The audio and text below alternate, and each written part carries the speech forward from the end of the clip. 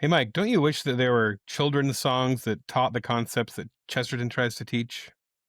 Sometimes. Hey kids, did you know that there are some ways of thinking that don't only make you dumber, but it makes it so that it's impossible to even think at all? You can ask a million questions till your face turns blue.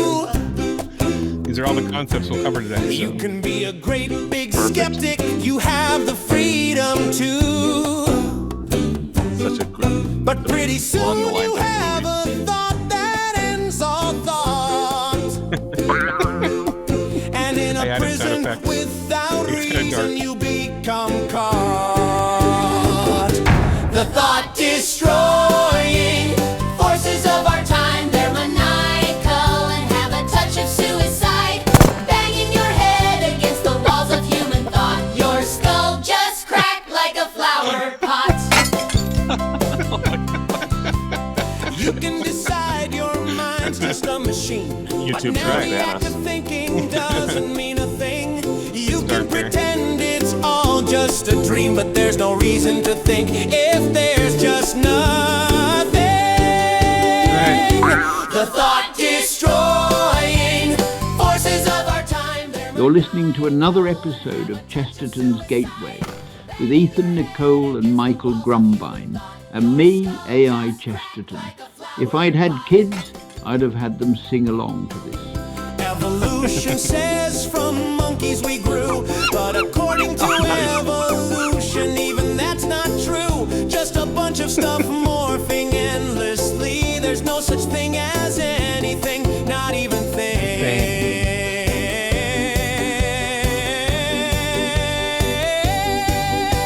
The nominalism of H.G. Wells is tried. Everything's unique, categories denied. If you can't connect things, thought has died. Yet another thought commits suicide.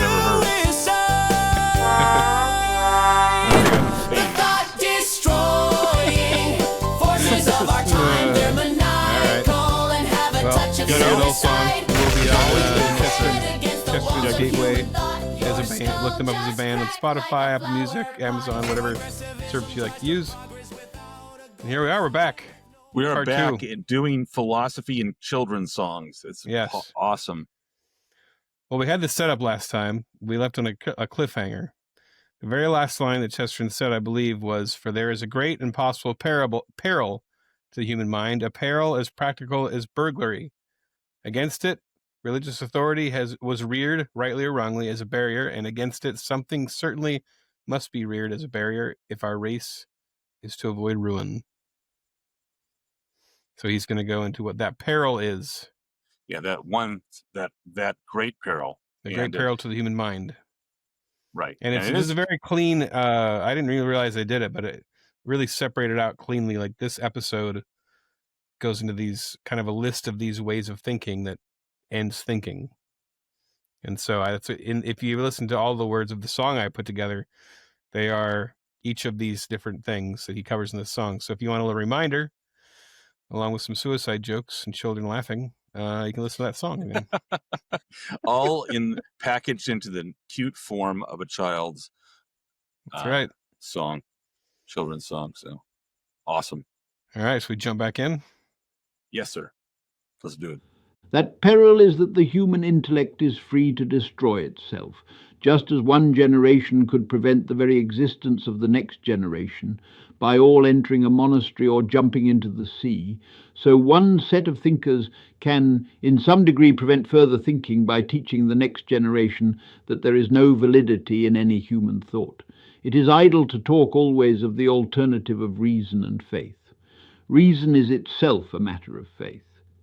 It is an act of faith to assert that our thoughts have any relation to reality at all.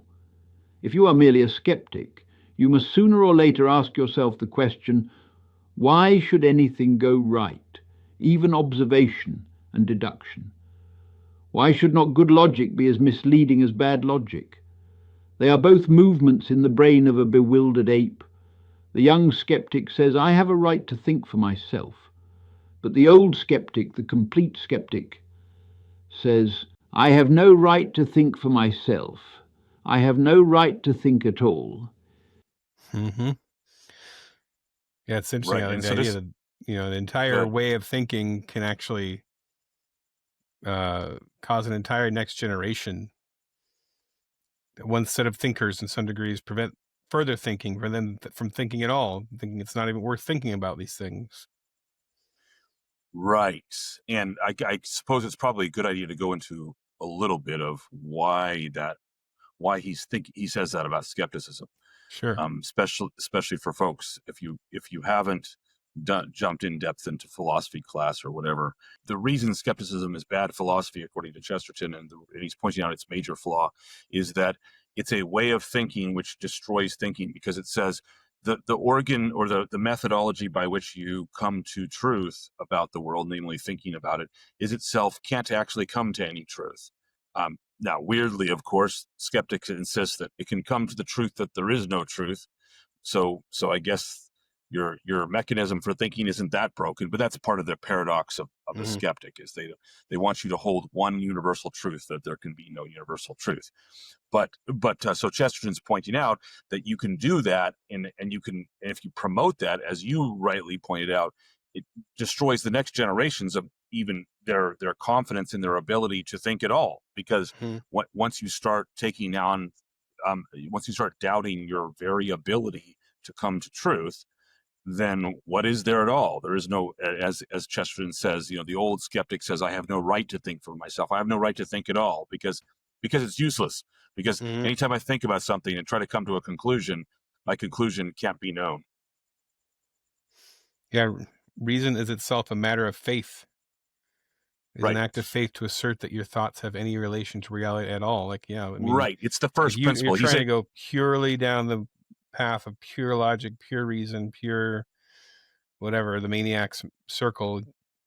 You can fall off the cliff fast. There's a level of faith it requires to. I mean, right, I'm and it's trying a to very understand basic this. kind of faith. It's not the kind of faith that we think of with regard to religion or anything like that. It's just this assumption, this at the heart of all thinking and logic, that what I'm thinking about has some connection to reality. Maybe I could be wrong about a particular point or not, but that my very thinking has a connection to reality. And if you deny that, then what's the point at all? And that's what Chesterton's saying. You're devising a kind of thought that kills thought, and when we can't, and that's a bad thing. That's a good place to leave off for where he starts next. There is a thought that stops thought. That is the only thought that ought to be stopped. That is the ultimate evil against which all religious authority was aimed. It only appears at the end of decadent ages like our own. And already Mr. H.G. Wells has raised its ruinous banner. He has written a delicate piece of skepticism called Doubts of the Instrument. In this he questions the brain itself and endeavours to remove all reality from all his own assertions, past, present, and to come. But it was against this remote ruin that all the military systems in religion were originally ranked and ruled. The creeds and the crusades, the hierarchies and the horrible persecutions were not organized, as is ignorantly said, for the suppression of reason. They were organized for the difficult defense of reason. Man, by a blind instinct, knew that if once things were wildly questioned, reason could be questioned first. The authority of priests to absolve, the authority of popes to define the authority, even of inquisitors to terrify, these were all only dark defences erected round one central authority, more undemonstrable, more supernatural than all, the authority of a man to think. We know now that this is so. We have no excuse for not knowing it. For we can hear skepticism crashing through the old ring of authorities. And at the same moment, we can see reason swaying upon her throne. Insofar as religion is gone, reason is going. For they are both of the same primary and authoritative kind. They are both methods of proof which cannot themselves be proved. And in the act of destroying the idea of divine authority, we have largely destroyed the idea of that human authority by which we do a long division sum. With a long and sustained tug, we have attempted to pull the mitre off pontifical man, and his head has come off with it. Great. Chesterton always providing us with a funny image, or almost always there. So what he's talking about here is that, I mean, he's developing more the idea that thinking itself is a kind of, well, he says it directly, I'll just reread that sentence, that they were both reason and religion, are both of the same primary and authoritative kind. They are both methods of proof which cannot themselves be proved. Like you can't prove that thinking proves anything without using thinking. There's no prior, more immediate way of knowing things that you can use to prove that thinking is a valid way of knowing things. So both thinking and religion share that fact, that they both posit a true thing, which is namely that they can be used to know things rightly. He's bringing up an essay here by H.G. Wells. He calls it Doubts of the Instrument. I think the essay is actually called Skepticism of the Instrument. I looked it up and fact checkers back then, and read it myself, or read much of it, actually all of it myself. But and what H.G. Wells is doing, Chesterton summarizes it correctly. H.G. Wells thinks he's clever by talking about how the brain itself, which is the material instrument for thinking, is itself defective often, and so we can't really know if we know anything, because it might be our brain just being defective in any given moment, which I always find it amusing, and Chesterton no doubt does too, when a skeptic tries to prove to you something like that, like as if I should human believe thought can't be trusted. Yeah, like I should believe his thought that thought can't be trusted. So it's rather hilarious. It's rather funny, but basically Chesterton's pointing out, look, people in his time were thinking, oh, we're gonna let go of all these trappings of religion, and Chesterton uses a lot of anti-Catholic visuals, because that was a big thing in England, that we were the Catholics were the big bad guys. So we uses the visuals of the popes and the bishops and the inquisitors and things like that. But he's pointing out, hey, the thing you think you're going to that's more true than the religion isn't.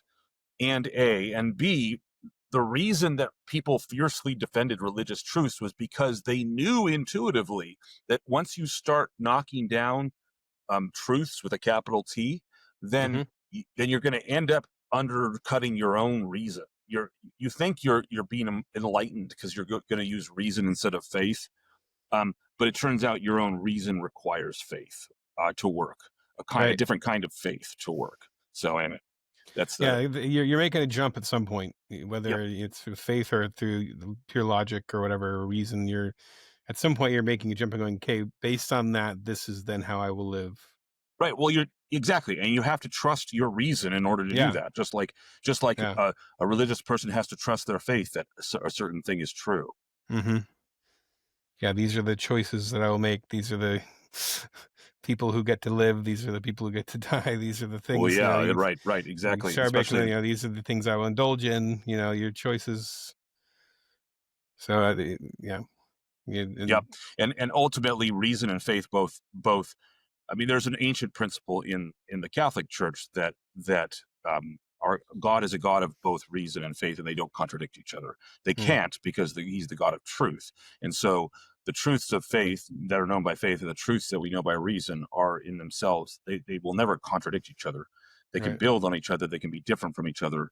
We can have different levels of certainty, but they all come from the same source. And Chesterton's pointing out that they all require the assent of the mind. The mind has to agree, yeah, I can know things with reason. I don't know how I can know things with reason, but I just have to presume that that's the case, or else I won't have any conclusions to draw whatsoever.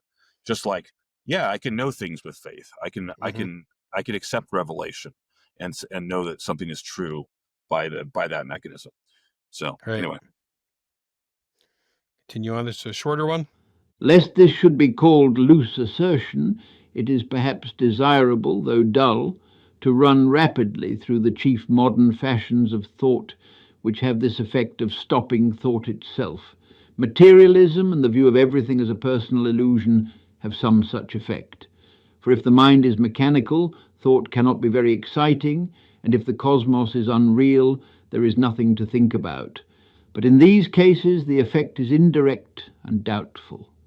In some cases, it is direct and clear, notably in the case of what is generally called evolution. Hey kids, did you know that there are some ways of thinking that... Sorry. Yeah, this is he starts the list right here. That's Exactly. Yep.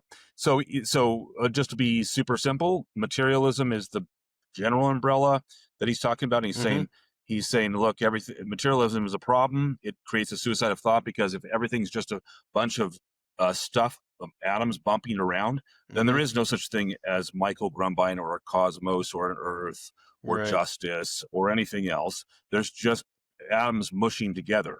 And so it makes no sense to talk about things even themselves. But he's going to take a very particular example of that in the case of evolution in the next couple of paragraphs. Let's do that. Evolution is a good example of that modern intelligence, which, if it destroys anything, destroys itself. Evolution is either an innocent scientific description of how certain earthly things came about, or if it is anything more than this, it is an attack upon thought itself. If evolution destroys anything, it does not destroy religion but rationalism. If evolution simply means that a positive thing called an ape turned very slowly into a positive thing called a man, then it is stingless for the most orthodox. For a personal God might just as well do things slowly as quickly, especially if, like the Christian God, he were outside time. But if it means anything more, it means that there's no such thing as an ape to change, and no such thing as a man for him to change into. It means that there is no such thing as a thing. At best, there is only one thing, and that is a flux of everything and anything. This is an attack, not upon the faith, but upon the mind. You cannot think if there are no things to think about. You cannot think if you are not separate from the subject of thought. Descartes said, "I think, therefore I am." The philosophic evolutionist reverses and negatives the epigram. He says, "I am not, therefore I cannot think." Yep. This is really clear. And I don't know, is it a subject that comes up in your like the circles at amongst Christians and things about the question of evolution? Because I love how Chesterton just very quickly disposes of the whole of it evolution. It is fascinating that I never thought of this until I read this, that, I mean, for some reason, we just go, oh yeah, well, this is how we became this thing called man. And this, but really the theory of evolution is only that we're a step on that, and we're headed off into this. I feel like it's already pretty crazy to believe that, really, I mean, if you really want to get down to what rocks were floating in space and eventually started thinking, like thought entered into matter somehow. Fish became monkeys, became Mozart. Like, that's already all crazy, but like, what about where it's headed? Like, where is, like, so we're apparently somewhere on the stairway. This keeps going, morphing, whatever it is. I don't know if it's up, whatever it is, but it's this flux. But so yeah, it can't have an end, actually, by definition. Right. There's no end. Just my family was out at the ocean while I was at work today, and when you look out at the ocean and you see a wave coming in, a wave is really just, it's not a thing in and of itself. It's just an undulation of water, and it has an existence for a brief moment, and we name it. We say, there's the wave, it's curling, and then it's gone. It wasn't like there was ever a thing, like a real material thing called a wave, that was like existing and moving along and showed its head. It's just an undulation of water. And if evolutionists were to take their theory seriously, and I say that because I was raised in public school, and they don't take their theory seriously. What they don't do, they won't go to the clear and logical conclusion that Chesterton goes to for them, which is that if we're all just a bunch of atoms bumping again into each other, then there's no cause to say one thing is an ape and another thing is a man, or in your case, one thing was a fish and one thing was an ape and then it was Mozart. There's no Right. cause to distinguish between them. They're just different They're mushes waves. of Right. atoms bumping into each other. So they're not actually different things. They're just different arrangements of the same mush. Sure. And so there, that's a big problem. It's such a big problem that modern evolutionists just ignore the philosophical problem entirely. They talk like we all know is the case. We know that a fish is different from a monkey, is different from Mozart, that these are different things. Well, we know, yeah, and that we definitely know that humans are far different. Like, Yes. Yeah, exactly. Some things are much different from others. yeah. And I think it's important to point out that with Chesterton, like he says in there, sure, if an actual thing called a monkey actually slowly became a man, and that's how God created man, that's another debate for Christians. There, I know they have that debate. That's a different debate than whether if evolution is the origin of everything. So evolution is the origin of everything. There really is, like you said, the flux of particles. Naming that flux of particles is like naming that wave Lucy. Yep. That was Lucy. The next one's Greg. Mm-hmm. It's just not true. And I mean, you're right that people nowadays debate about how for a religion like Christianity tangles with or can fit with evolution. Chesterton has no problem with that at all, and it happens to be my particular view as well, which is that slow creation is like, so what? So maybe the God created us slowly and created one animal from another. There's nothing beyond God in that. The idea with evolution is that materialist evolution is that contrary to any actual evidence we have, that the changes by which one animal becomes another animal, or that things of that sort, one organ, one part of an animal becomes another part, those changes happen not by a choice of an architect, but by random chance. And they don't have any evidence. Darwin never had any evidence. I was quite surprised when I read his Origin of the Species many years ago, because I thought there would be some reason don't say the whole title. What's that? Oh yeah. The whole racist title. No, the struggle of dominance for the greater races. I can't remember what it is. Something like that. I got to remember. We'll look it up. Yeah. But so it's not a problem for Chesterton if evolution just means the way that God creates something, or the speed with which God creates something. But it's a problem for the materialist evolutionists, because he doesn't even have a right to talk about a man or a fish or Mozart, because they're just all the same stuff. They're just mush bumping around. Right. All right. Let's move on to the next opposite. Another attack on thought. Then there is the opposite attack on thought, that urged by Mr. H.G. Wells, when he insists that every separate thing is unique and there are no categories at all. This also is merely destructive. Thinking means connecting things, and stops if they cannot be connected. It need hardly be said that this skepticism forbidding thought necessarily forbids speech.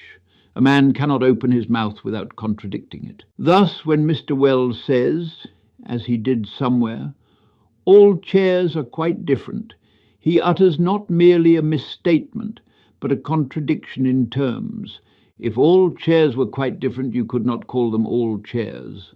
Now, I don't know that this philosophy, is there a different word for it, or is like, how would I recognize it? I never heard it never caught on. So what he's talking about when Chesterton says that H.G. Wells said this, as he did somewhere, the somewhere, at least the most likely somewhere, is when he wrote his metaphysics, called First and Last Things.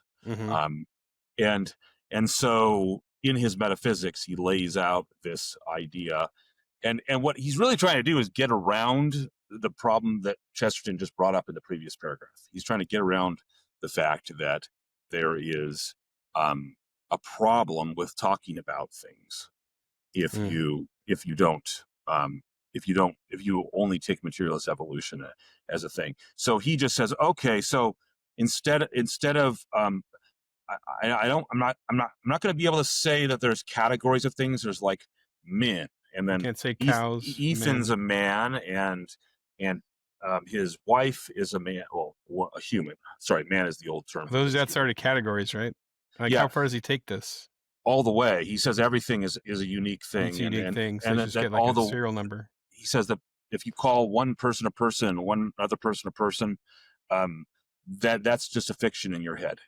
That really there's just Ethan and there's just different Michael clumps of particles, and there's just Chesterton, and they're not actually, they don't share any real similarities except they're all just totally unique. It's a crazy. He's categorizing molecules.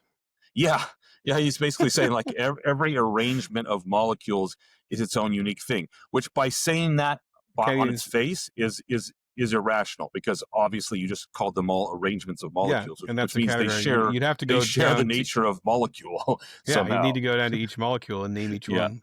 Separately. Yeah, so it never caught on this metaphysics of Wells.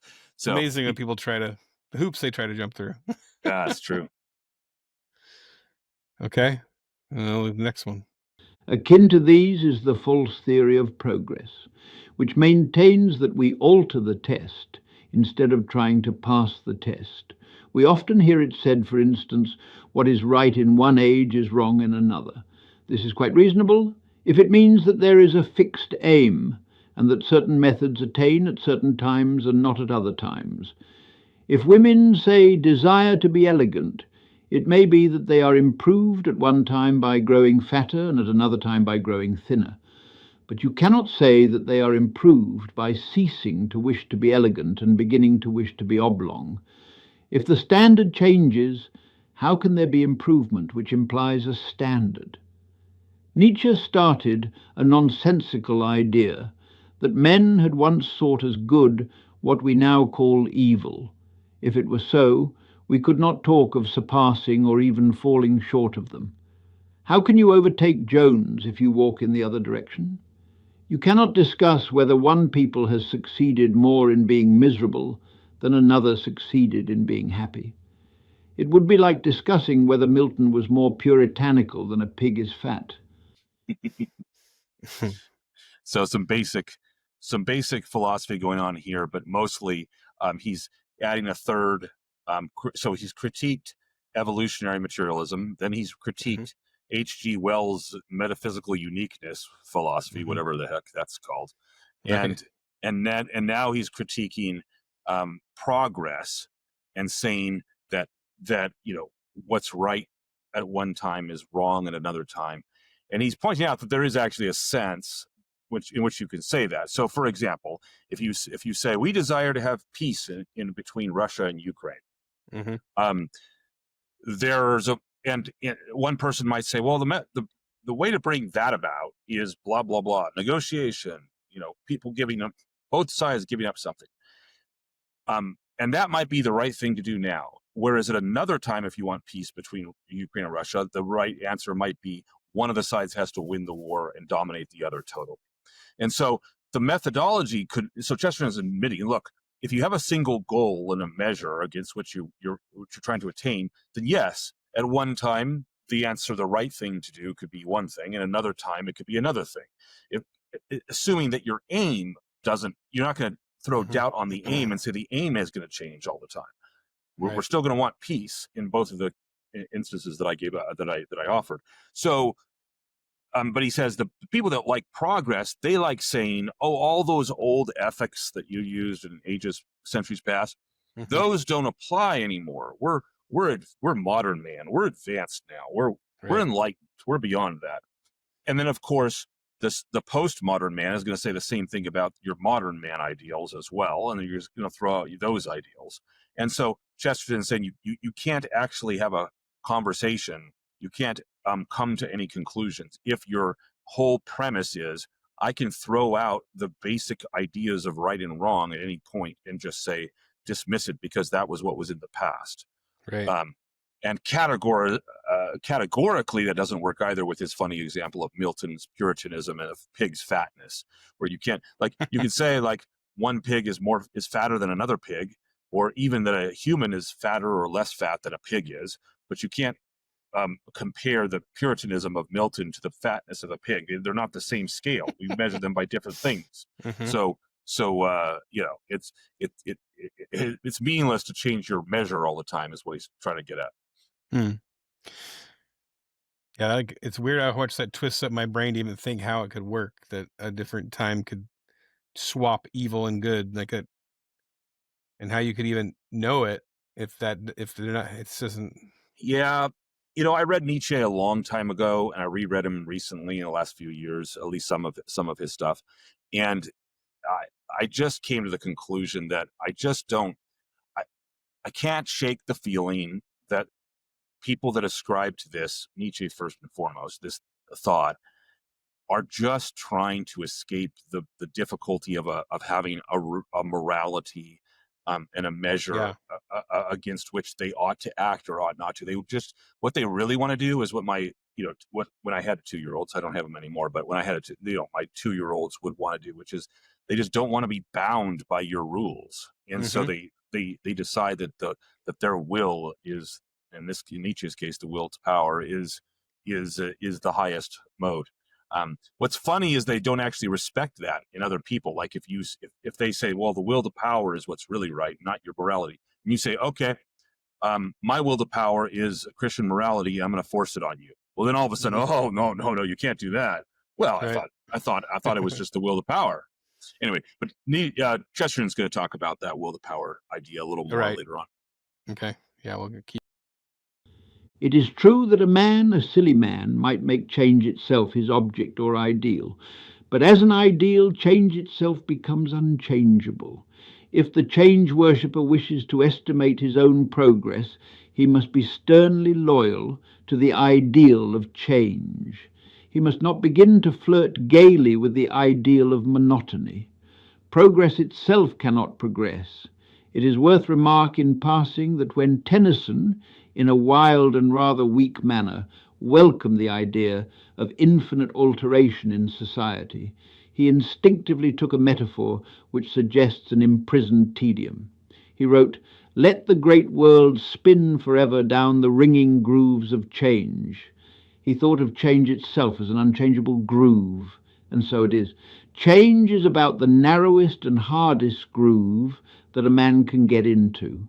The main point here, however, is that this idea of a fundamental alteration in the standard is one of the things that make thought about the past or future simply impossible. The theory of a complete change of standards in human history does not merely deprive us of the pleasure of honouring our fathers, it deprives us even of the more modern and aristocratic pleasure of despising them.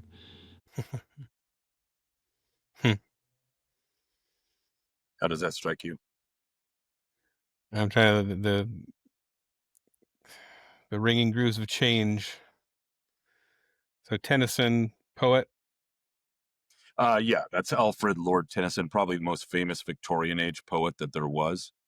And the poem is called Locksley Hall that he's quoting there, and it's a good poem. Like, Tennyson was a good poet. He was he's fun to recite and listen to. Very passionate man. But what Chesterton's trying to aim himself out here is, you can even pretend that change itself is your ideal, and like you're always going to change, and that's going to be your real measure, is how much did we change, and let's make sure we're always changing. But the problem is, when you start trying to measure how much you change, then you're going to have to become monotonous. You're going to have a rule about it, and your measurement constantly change. Yeah, you can't have a continually change the measurement, because then you'll never know whether you're actually changing from one time to another, because your measurement's totally different. So he's talking about Tennyson in the sense that he's poets being very artistic and open, high in trait openness, as the modern psychologist might say. They celebrate the idea of change and moving through the great grooves of change. But as he says, but Chesterton's pointing out, even then there's grooves. Change has grooves. It has paths that it keeps going on. So it isn't as if every time you change, you can actually do something completely different. As the old Monty Python skits would say, and now for something completely different. But the joke was, of course, each time they were saying the same thing, so it wasn't something completely different. So, this is the kind of humor that Chesterton is, I think, touching on. Yeah, it's always struck me as very obvious, like so obviously. It is constantly talking about change as a moral thing. It's just such a mixture of terms. Drove me nuts during the Obama campaign era, like when he was campaigning in the whole Hope and change. hope and He said change hope. thing. Such a vapid. Anyway, we all know it, but it's Well, but I think we got to ask, like, at a certain point, what is it? Like, Chesterton spends a long time arguing against progressivism and taking down their vapid philosophy, as you pointed out. But I do think it's worthwhile thinking about why people are attached to change. Like, why was it a model that worked for Obama? Why did the progressives get so far with their progressivism? I do think there's a part of us that sees the world in certain ways and desires it to be different, and so that right. I think St. Augustine's probably more, or Augustine of Hippo, if you prefer, is more true than most progressive writers about that. That he had a famous line that says, "Our hearts are restless until they rest in Thee," and that's talking to God, and just pointing to the fact that we always are seeking the perfect in the world, and the world never measures up, and so we desire to change it. And so, and that desire to make it fit an ideal is not bad, and Chesterton will say so himself. Right. It's when you remove the ideal, right? And so the ideal must you change. can't have both. Yeah, right. Like change in itself is not. It doesn't. It could go. It could literally mean anything. Yeah. Not very satisfying. Right. Okay, so we'll continue here. This bold summary of the thought-destroying forces of our time would not be complete without some reference to pragmatism. For though I have here used and should everywhere defend the pragmatist method as a preliminary guide to truth, there is an extreme application of it which involves the absence of all truth whatever. My meaning can be put shortly thus. I agree with the pragmatists that apparent objective truth is not the whole matter, that there's an authoritative need to believe the things that are necessary to the human mind. But I say that one of those necessities precisely is a belief in objective truth. The pragmatist tells a man to think what he must think, never mind the absolute. But precisely one of the things that he must think is the absolute. This philosophy, indeed, is a kind of verbal paradox. Pragmatism is a matter of human needs, and one of the first of human needs is to be something more than a pragmatist. Extreme pragmatism is just as inhuman as the determinism it so powerfully attacks. The determinist, who, to do him justice, does not pretend to be a human being, makes nonsense of the human sense of actual choice. The pragmatist, who professes to be specially human, makes nonsense of the human sense of actual fact. Yeah, like it feels like all of these philosophies, when you're talking about Nietzsche, like just wanting to avoid the idea of absolute morality, it feels like all of these philosophies, it feels like, they're invented with a intention beneath them to just avoid the absolute, avoid those darn absolutes and those darn, if we could just kind of make things wishy-washy enough. Like I always felt like this evolution, as an origin, it really just comes down to a bunch of stuff happened. We're here. It really, like, it's a very fancy way of saying a bunch of stuff kept happening and we're here, right? Then it's a good way to put it.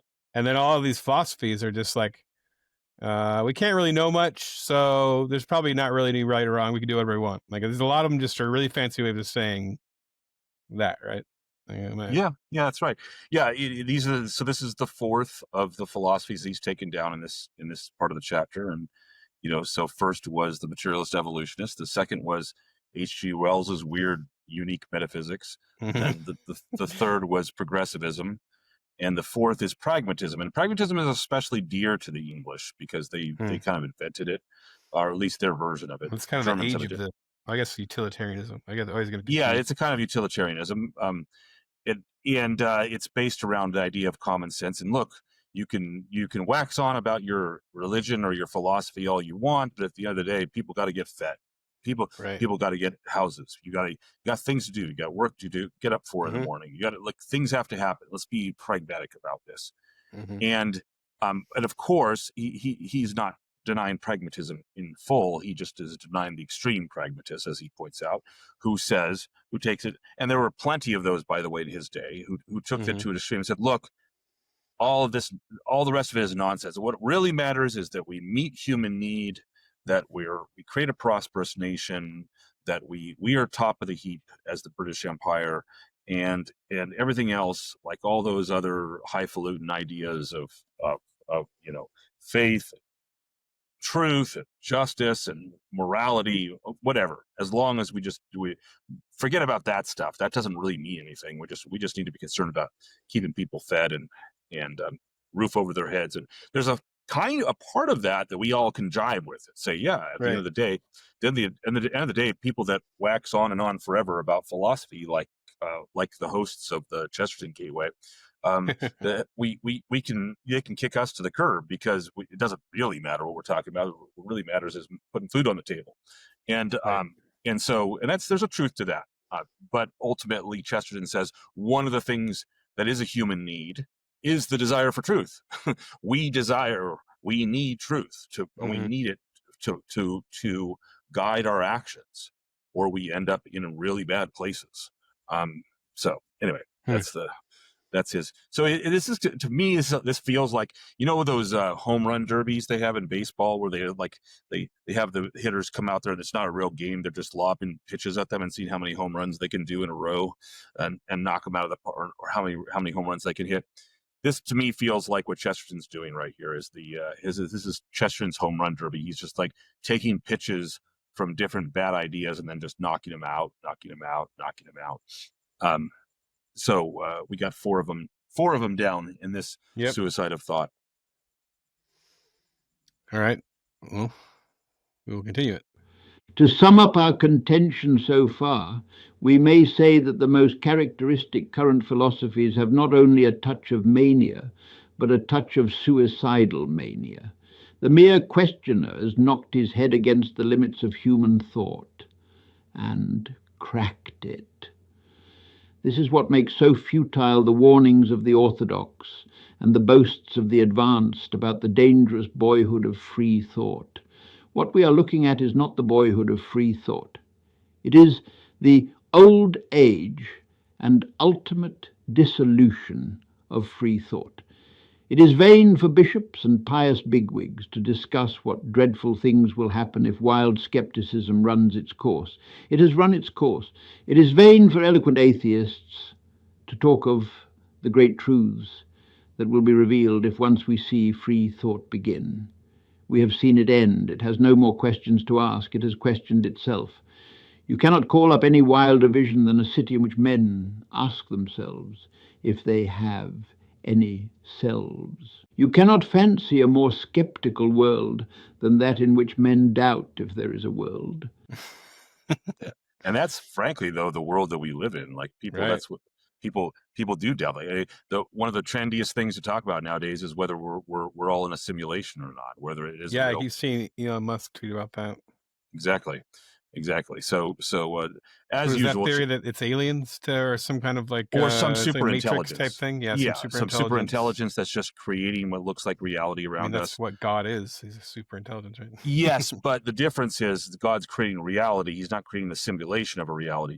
Right. The underpinning of this dumb idea of a simulation is, and I call it dumb for a number of reasons. Well, we won't get into that today, but the underlying idea is, there is a real reality out there, but we don't see it. We see a fake reality that, like the Matrix, that this super intelligence makes us see, and it's not real, which is, anyway. Yeah, that doesn't solve the idea that there is truth. It just kicks the ball into the next field, right? And kicks it into a field, and then says that, and we will never go in that field because we'll never know, because you can never get beyond the simulation. So, and again, it is. It's like it's that my first headline I wrote for the Babylon Bee was atheist accepts multiverse theory of the universe, or he accepts every single multiverse theory of the universe except for one where Jesus Christ is the Lord or whatever. So I'm like, except for the one with Christianity, where Christianity is true. But it's just like it feels like all of these, even the simulation one, like how can we get as much of this stuff we know is true in without having to go down the path of that absolute stuff, that dang God, and and then it's try to shave off it was just super intelligence but not ultimate God. It's just really smart alien. Well, and what makes you think, like, why does this idea appeal to people? And by the way, my simple answer to that is I'm sure that that's not the case, because I have the concept of dreaming and waking. I have this article of faith that I know, as Chesterton would call it, an article of faith, where I believe that without reason, and so do the people that invent the simulation theory, believe without reason that their reason can conclude truth. And in truth, I know the difference between me when I'm awake and me when I'm asleep. There is, in fact, a real difference there, and I perceive it. Now, when I'm asleep, I don't perceive it, but there are times when I do perceive it, and so I know there's a difference. And so the idea that the whole world is a dream that we've never woken up from and would never know the difference, that's nonsensical. And so there's again, to go back to my point about Nietzsche. It just feels to me, all of these theories just feel to me as a way of avoiding accountability from a moral angle. It's that some world faiths have told us that we have a responsibility to do one thing, like to do good and avoid evil. We have a responsibility to not murder and not steal and honor our father and our mother and other quaint notions such as that. And so man, does the human soul want to escape those shackles sometimes? And they say, well, I did so I'll invent all kinds of reasons why I don't have to. It's a simulation, or no, it's all will to power, and those are weak rules. Or no, we're all just mush slushing around. You can't throw your morality at me. It means nothing. So it's just, they're all just these ways of trying to avoid doing what you ought. I just can't help escape that notion when I read these. Yeah, because at the end of it, when you kind of come to the end of it, you have to take what you've gotten out of reason, and you do have to take a certain leap of faith of some kind and decide what you're going to do with it. What you're going to do with it. It's the same way with religion and everything. At a certain point, you have to decide what you believe about the world. You have to decide, like, okay, I have reason, I have these things, I have this deep instinct that certain things are right and wrong, and whether or not I can actually prove that, like, right is absolutely real, you have to take that's one way you have to take a step of faith and go.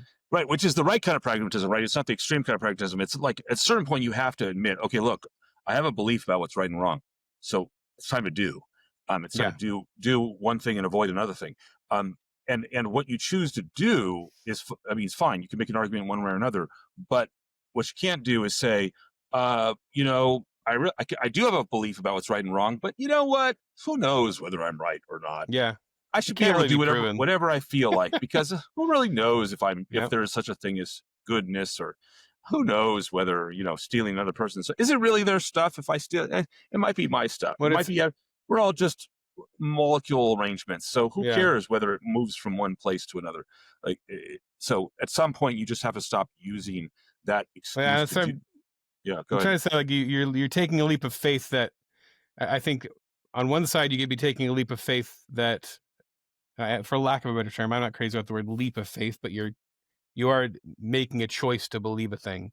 You're either making a choice to believe that there are things that you can know and experience, but you don't yet know that you can. Like, you're choosing to believe you might one day be able to understand these things better, and that there are great, great things out there that maybe your mind can't even contain yet, but maybe they one day will. Or you take a leap of faith and go, I believe, though you can't prove this either, that the mind will never be able to take these things in. You'll never know. We can't be known. That's just as unprovable that it can't be known. You're just choosing to go down that path. I guess that's what I'm trying to get to. Yeah. So either way, it's a fork in the road, and both sides are choosing, and it's one or the other. Right. And ultimately, I think one of them is more responsible because one of them, absolutely. one of them admits that there is truth in the world and doesn't try to shoot its own instrument in the foot, so to speak, or in the head, as Chesterton might say. All right. Last paragraph. Final half of this is actually split. We're in the middle of the paragraph right now. Finishing it. It might certainly have reached its bankruptcy more quickly and cleanly if it had not been feebly hampered by the application of indefensible laws of blasphemy, or by the absurd pretense that modern England is Christian. But it would have reached the bankruptcy anyhow. Militant atheists are still unjustly persecuted, but rather because they are an old minority than because they are a new one. Free thought has exhausted its own freedom. It is weary of its own success. If any eager freethinker now hails philosophic freedom as the dawn, he is only like the man in Mark Twain who came out wrapped in blankets to see the sun rise and was just in time to see it set. If any frightened curate still says that it will be awful if the darkness of free thought should spread, we can only answer him in the high and powerful words of Mr. Belloc. Do not, I beseech you, be troubled about the increase of forces already in dissolution. You have mistaken the hour of the night. It is already morning. We have no more questions left to ask.